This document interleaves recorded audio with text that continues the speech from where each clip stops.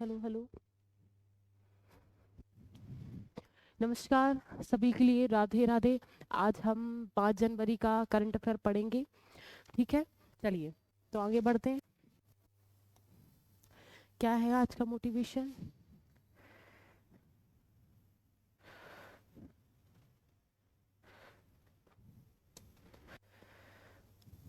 अगर लोग आपसे खुश नहीं हैं तो परवाह मत।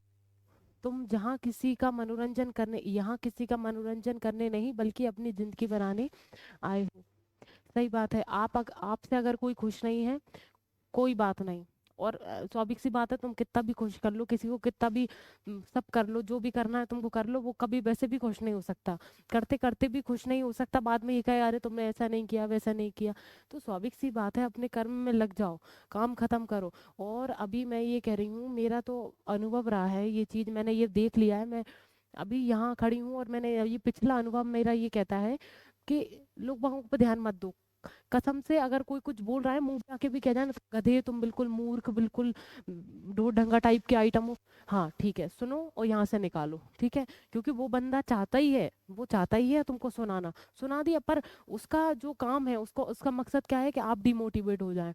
आप मतलब आपको महसूस हो जाए कि हाँ भाई, हमसे ज्यादा कमजोर कोई इंसान है ही नहीं। पर उसका ये मकसद पूरा मत होने दो। सुना के चला गया, तेरा तेरा तेरा मनोरंजन था, आनंद ले लिया, जाओ काम खत्म करो अपना। बस आप आपका आपका जो उसका जो मनोरंजन है, उसका जो उद्देश्य है वो पूरा मत करो। बस आप अपना उद्देश्य पूरा करो कि और मजे आते हैं, बोलने दो। मैंने बहुत अनुभव, मैंने कल परसों ही मेरे को कुछ ऐसा सुनने मिला, ये बात है। ठीक है, देखो दुनिया है कहती रहती है, बस ईश्वर पे भरोसा रखो। सबसे बड़ी ताकत होनी चाहिए आपकी ईश्वर और आपके कर्म, बस आप करते रहो। और देखो आप में जो काबिलियत है वो आएगी सामने, सबके सामने आएगी। और मैंने तो बहुत लोग ऐसे बड़े बड़े लोग भी देखे हैं, कह रहे ये क्या, मजाक उड़ाते हैं, मतलब अपन जैसे ही निकलो तो मजाक उड़ाते हैं।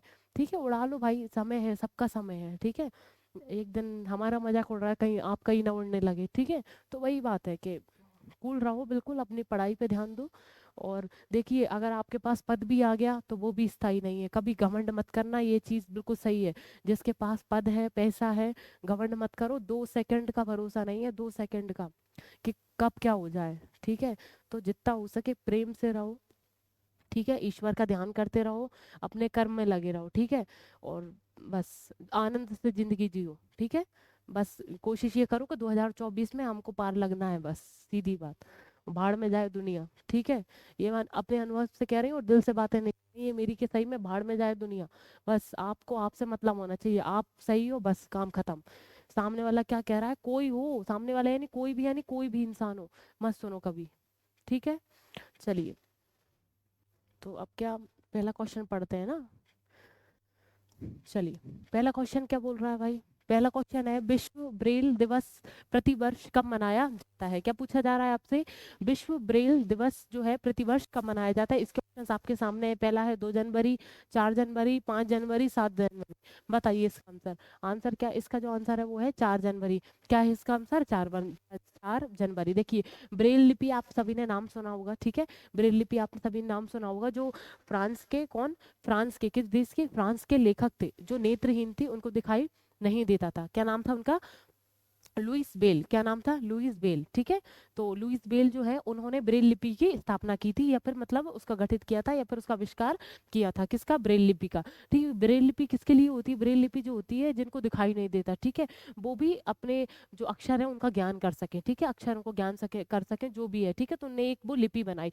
तो उस लिपि में क्या होता था, सेल होते थे, सेल में, एक सेल में 6 डॉट होते थे। एक सेल में कितने होते थे? 6 डॉट होते थे। उन 6 डॉटों के को अलग अलग तरीके से बनाना, तो उससे संख्याएं बनती थी, अक्षर बनते थे। ठीक है, तो उसी को हम क्या बोलते हैं? ब्रेल लिपि। वो कौन, किस लोग, किन के लिए बनाया गया था? जो जिनको दिखाई नहीं देता। ठीक है, और वो भी अंधे थे, जिन्होंने बनाया था वो भी अंधे थे। उनका नाम क्या था? Louis Bell. ठीक है, आप लिख ले। ठीक है, ब्रेल। ठीक है, इन्होंने ये लिपि बनाई, क्या? ब्रेल लिपि। ठीक है, ब्रेल लिपि का आविष्कार किया, लिपि। ठीक है, और ये कहाँ के थे?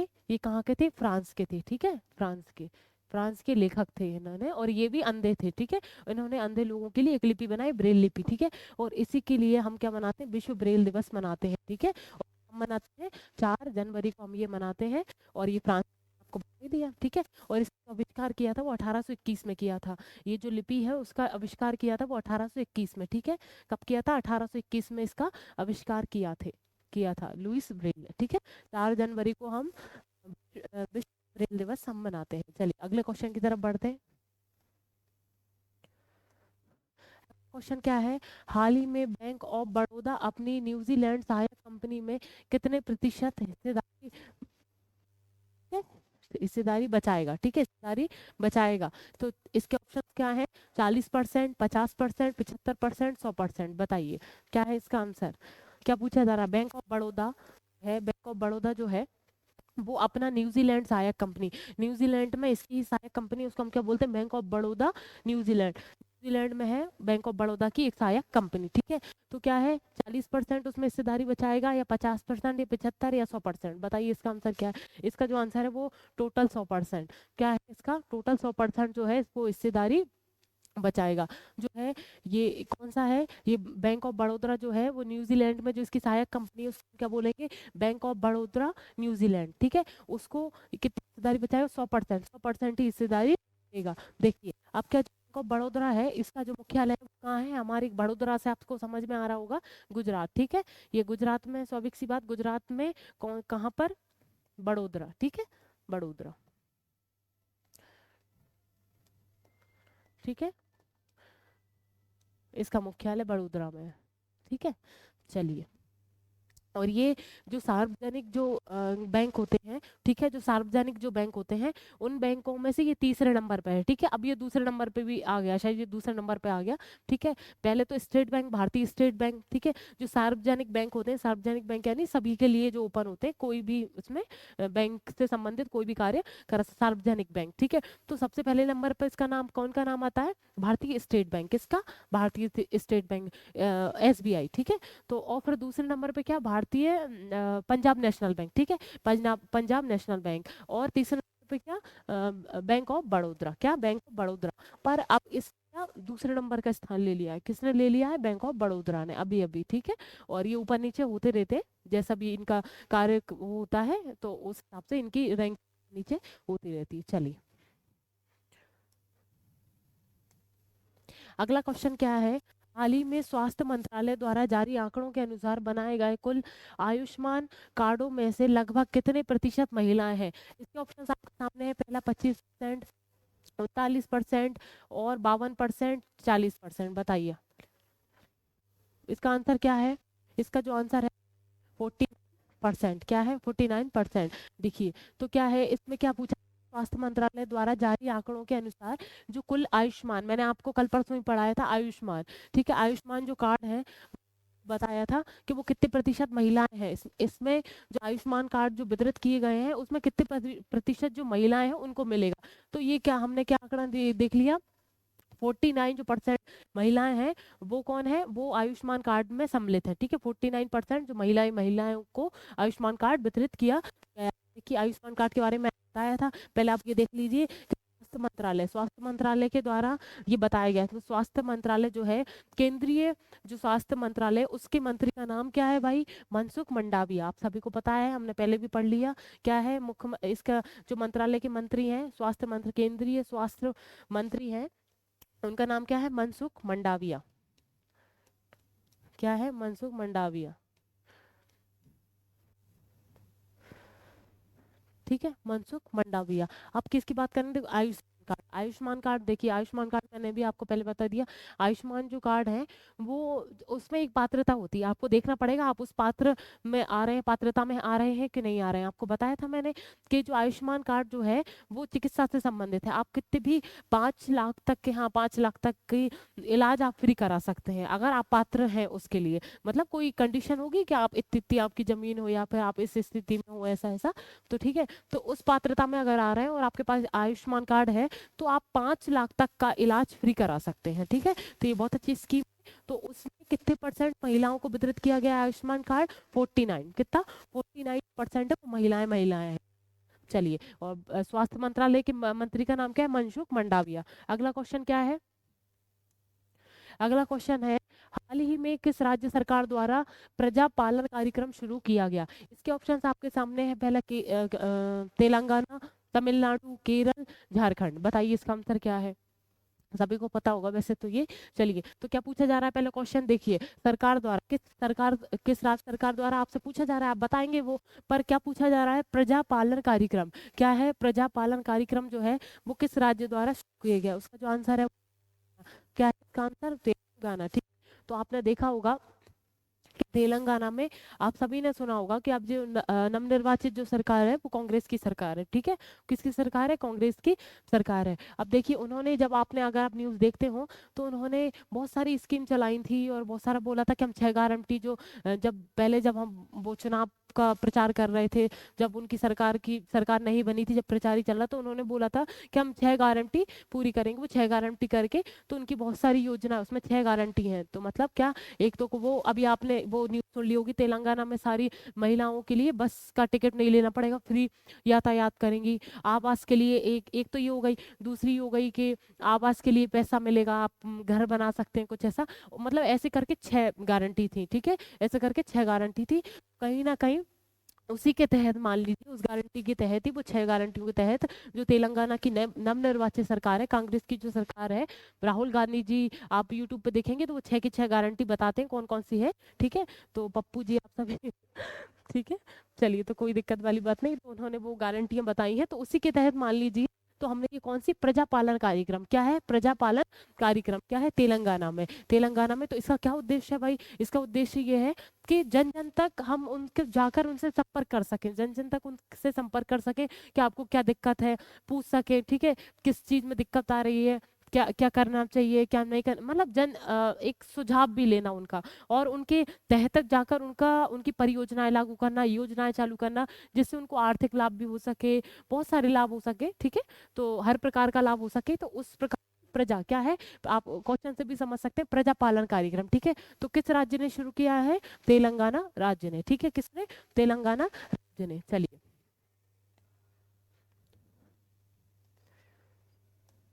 देखिए अगला क्वेश्चन क्या है?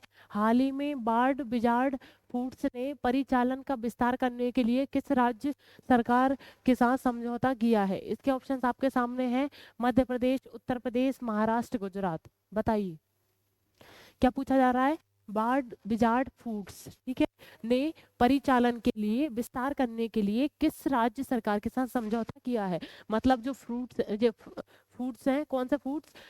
बार्ड बिजार्ड जो फूड्स हैं, उसको बढ़ोतरी देने के लिए, उसका उत्पादन बढ़ाने के लिए, या फिर उसका जो बिक्री होती है उसको बढ़ाने के लिए किस राज्य के साथ समझौता किया है? सिंपल सा क्वेश्चन ये पूछ रहा है। तो आपको उस सरकार का नाम बताना है, मतलब कौन सी राज्य सरकार है उसका नाम आपको बताना है। तो इसका आंसर क्या है? गुजरात। क्या है इसका आंसर? गुजरात। गुजरात के साथ इन्होंने समझौता किया है। किसने समझौता किया है? बार्ड बिजार्ड फूड। और एक और ने समझौता किया है, क्या नाम है?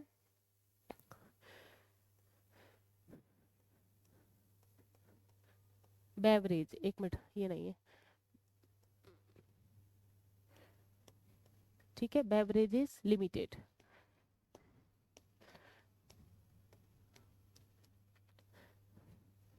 Beverages limited. ठीक है, ये जो है वो खाद्य प्रोडक्ट है। ठीक है, ये कंपनी है जो खाद्य प्रोडक्ट का निर्माण करती है। ठीक है, खाद्य प्रोडक्ट का निर्माण करती है। कौन कौन? बार्ड बिजार्ड फूड्स और बेवरेजेज लिमिटेड, ये दोनों ने समझौता किया है। पर हमारे क्वेश्चन में सिर्फ इसका पूछा गया है, तो ये दोनों के, है ना, खाद्य तेल बनाया जाता है, खाद्य तेल बनाया जाता है, उसका नाम क्या है? प्रताप तेल। क्या बनाया जाता है? क्या नाम है उस तेल का? प्रताप तेल। ठीक है, प्रताप तेल। ठीक है, इसका यूज वनस्पति तेल। ठीक है, ये वनस्पति तेल है, प्रताप तेल। ये कौन बनाता है? गुजरात फूड्स और बेवरेज लिमिटेड। तो इसके द्वारा गुजरात सरकार से समझौता किया गया है। ठीक है, कहीं ना कहीं इसकी बढ़ोतरी ज्यादा होगी। ठीक है, इसकी बिक्री ज्यादा होगी, इससे समझौता हुआ है। तो कहीं ना कहीं ये इसका अपना उत्पादन बढ़ाना चाह रहे हैं। सरकार के साथ समझौता कर लिया है, तो हर चीज में जब कभी भी ऐसी बात होगी तो इन्हीं प्रोडक्टों को आगे रखा जाएगा गुजरात सरकार द्वारा। ठीक है, चलिए, देखिए एक चीज और मैं आपको बताऊं, देखिए जैसे कोई भी बात आ गई, जैसे अभी ये आ गए, जैसे ये ऑप्शंस हो, ठीक है, तो मेरा ऐसा मानना है कि जैसे ये ऑप्शंस आए, मध्य प्रदेश आया, उत्तर प्रदेश आया, गुजरात आया, महाराष्ट्र आया, तो जैसे ये आ जाए तो आप अपनी कॉफी में, ठीक है, आप अपनी कॉफी में जैसे मध्य प्रदेश के क्या लिख लिया आपने, आपको सभी को पता होगा, मध्य प्रदेश तो हम यहाँ रहते हैं, तो मध्य के आपने मुख्यमंत्री लिख लिए, पहले मुख्यमंत्री याद कर लो, क्वेश्चन अलग से मत करो, ठीक है। अगर आपको झंझट लग रही है, ऐसे याद भी नहीं होंगे इकट्ठे लेके बैठेंगे तो मुख्यमंत्री जैसे जैसे ही आते जाए तो इनका मुख्यमंत्री लिख लो भाई, ठीक है। इनका ये मुख्यमंत्री है। फिर बस एक दो क्वेश्चन, ये कोशिश ये करो कि जैसे एक दिन में आप तीन तीन राज्यों के मुख्यमंत्री, ठीक है, राज्यपाल, बस ये दो दो चीज याद कर लो, तीन तीन राज्यों की, सिर्फ तीन राज्यों की, ठीक है। धीरे धीरे आपको सब याद हो जाए, एक साथ याद करोगे तो याद नहीं होंगे, आप भूल जाओगे। तो अब मैंने क्या बोला, एक दिन में जैसे करंट अफेयर पढ़ रहे हैं, जैसे कोई आया तो आपने एक दिन में कितने याद कर लिए, तीन याद कर लिए, किसके, जैसे मान लो कोई तीन, मध्य प्रदेश, छत्तीसगढ़, राजस्थान, मान लो ये तीन राज्य हो गए, तो उसके मुख्यमंत्री और उसके राज्यपाल तीनों के साथ साथ में आप करते जाओ, ठीक है। चलिए, इससे आपको पूरा याद हो जाएगा। अगला क्वेश्चन क्या है भाई, हाल ही में मणिपुर कैडर के कितने आईपीएस अधिकारियों को केंद्रीय अर्धसैनिक बलों के प्रमुख रूप में नियुक्त किया है? इसके ऑप्शंस आपके सामने 1, 3, 5, 7। देखिए, मणिपुर के कैडर के जो आईपीएस अधिकारी है, ठीक है, आईपीएस अधिकारी जो है उनको सेना प्रमुख बनाया गया है। कितने आईपीएस अधिकारियों को बनाया गया है ये बताया जा रहा है। अर्धसैनिक बलों के प्रमुख के रूप में चुना गया है, वो कितने सैनिकों को, कितने आईपीएस ऑफिसर को चुना गया है, ये आपसे पूछा गया है। तो इसका जो आंसर है वो है 3। इसका क्या आंसर है, 3 आंसर है। जो आईपीएस ऑफिसर है वो 3, जो मणिपुर के जो मणिपुर जो कैडर है, जो क्षेत्र है, उस क्षेत्र के जो आईपीएस हैं, वो 3 आईपीएसओ को अर्धसैनिक प्रमुखों के रूप में प्रयुक्त किया गया है या नियुक्त किया गया है, ठीक है।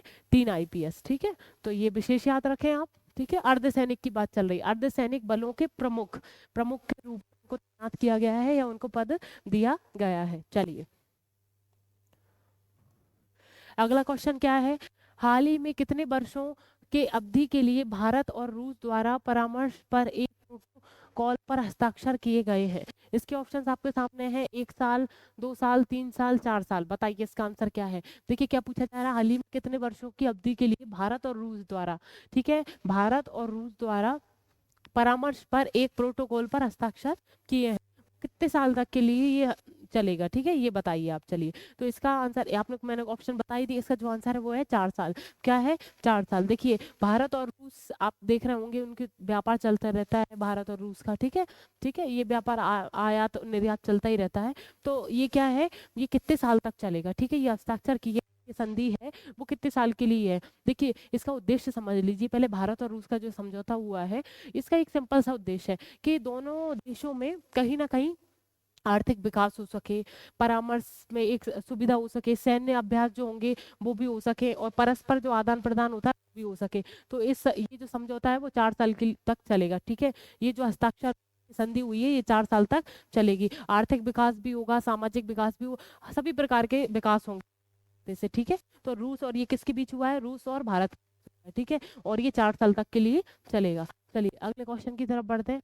अगला क्वेश्चन क्या है, अगला क्वेश्चन है, हाल ही में भारत और किस देश ने कुंडलकुलम परमाणु संयंत्र की भविष्य की बिजली इकाइयों के निर्माण पर समझौते पर हस्ताक्षर किए हैं? ये ऑप्शन आपके सामने है, रूस, चीन, अमेरिका, इंग्लैंड। देखिए, क्या पूछा जा रहा है, भारत देश में, ठीक है, भारत देश की बात चल रही है, तो भारत देश में क्या, कुडनकुलम परमाणु संयंत्र, क्या है, कुडनकुलम जो परमाणु संयंत्र है जिससे परमाणु से ऊर्जा बनाई जाती है, तो उसका नाम क्या है, इस परमाणु जो संयंत्र है उसका नाम क्या है, कुडनकुलम। क्या है, कुडनकुलम। जो वो कहाँ है, तमिलनाडु में। कहाँ पर, ये लिख लीजिए ऊपर आप सभी, तमिलनाडु में लिख लीजिए, ये कहाँ पर है, तमिलनाडु में। उसका नाम क्या है, ये परमाणु संयंत्र का, कुडनकुलम, ठीक है, कुडनकुलम। ये भविष्य की इकाई, जो बिजली इकाइयों के निर्माण पर समझौता पर, मतलब बिजली इकाइयां जो बनानी है, यूनिट्स बनानी है, उसमें कौन सहयोग करेगा, कौन सा देश सहयोग करेगा, ये आपसे पूछा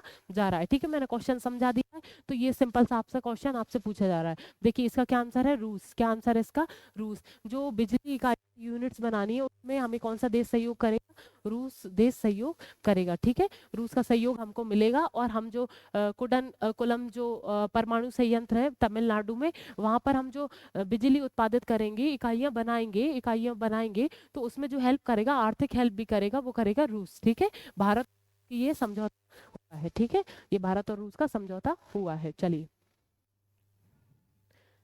और ये हमेशा 1000 जो है, ये वाला जो संयंत्र है 2016 से कितनी ऊर्जा उत्पन्न करता है, 1000 मेगावाट। क्या है, 1000 मेगावाट की 2016 से ये ऊर्जा उत्पन्न करता है, ठीक है।